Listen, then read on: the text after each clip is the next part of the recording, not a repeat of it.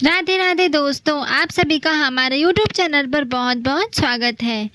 आज हम जानने वाले हैं देवशयनी एकादशी की व्रत कथा। आषाढ़ मास के शुक्ल पक्ष की एकादशी को ही देवशयनी एकादशी कहा जाता है। इसी एकादशी से चातुर्मास का आरंभ हो जाता है। इस अवधि में कोई भी शुभ कार्य जैसे विवाह आदि नहीं किया जाता। मान्यता है कि इस दिन से भगवान श्री हरि विष्णु क्षीरसागर में शयन के लिए चले जाते हैं और फिर 4 माह बाद उन्हें उठाया जाता है। उस दिन को देवोत्थान एकादशी कहा जाता है। इस बीच के अंतराल को ही चातुर्मास कहा जाता है।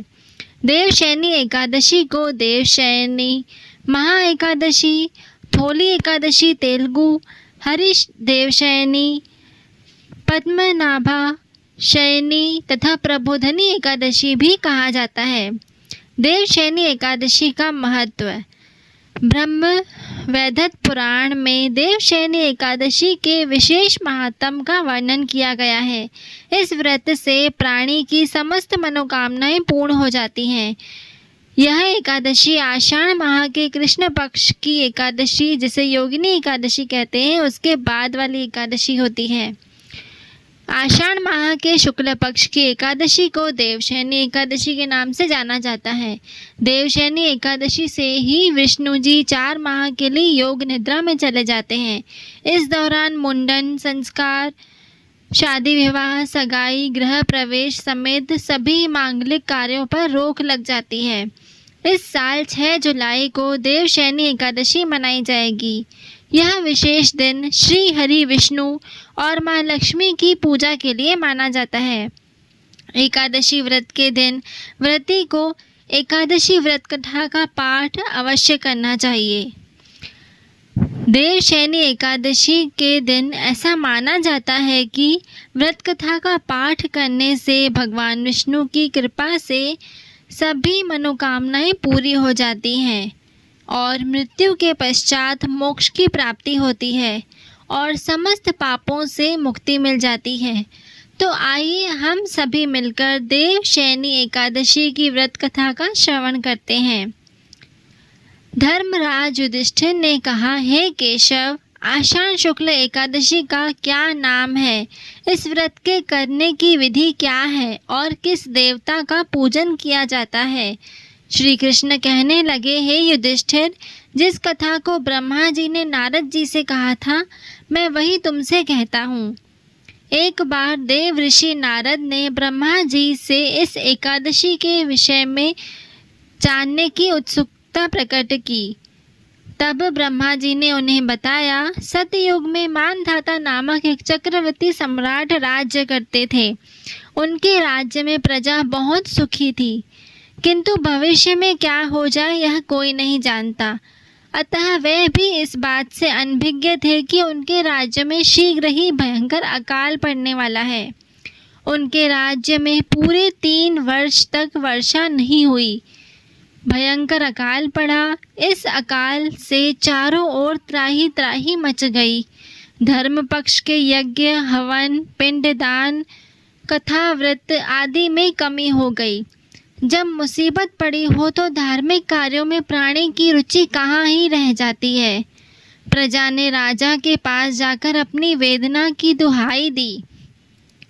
राजा तो इस स्थिति को लेकर पहले से ही दुखी थे। वे सोचने लगे कि आखिर मैंने ऐसा कौन सा पाप कर्म किया है जिसका दंड मुझे इस रूप में मिल रहा है। फिर इस कष्ट से मुक्ति पाने के लिए कोई साधन के उद्देश्य से राजा सेना को लेकर जंगल की ओर चल दिए और वहां विचरण करते करते एक दिन वे ब्रह्मा जी के पुत्र अंगिरा ऋषि के आश्रम पहुँचे और उन्हें साष्टांग प्रणाम किया। ऋषिवर ने आशीर्वाद उपरांत कुशल क्षेम पूछा। फिर जंगल में विचरने व अपने आश्रम में आने का प्रयोजन जानना चाहा।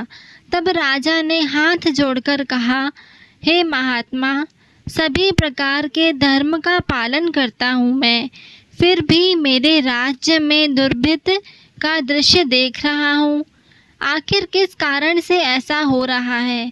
कृपया इसका समाधान करें। यह सुनकर महिषी अंगिरा ने कहा, हे राजन, सब योगों में उत्तम यह सतयुग है। इनमें छोटे से पाप का भी बड़ा भयंकर दंड मिलता है। इनमें धर्म अपने चारों चरणों में व्याप्त रहता है। ब्राह्मण के अतिरिक्त कोई अन्य जाति को तप करने का अधिकार नहीं है, जबकि आपके राज्य में एक शूद्र तपस्या कर रहा है।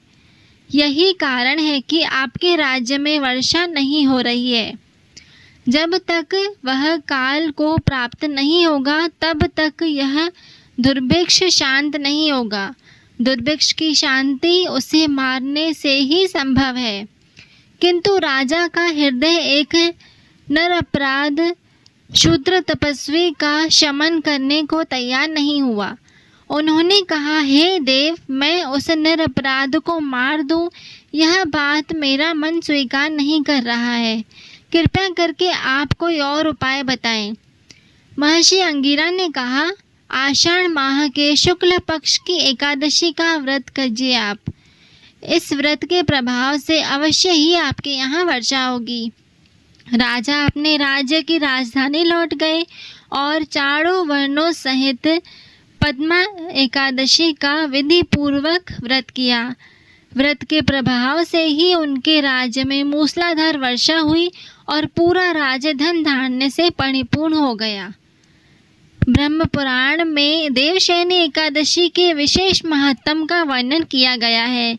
इस व्रत से प्राणी की समस्त मनोकामनाएं पूर्ण हो जाती हैं।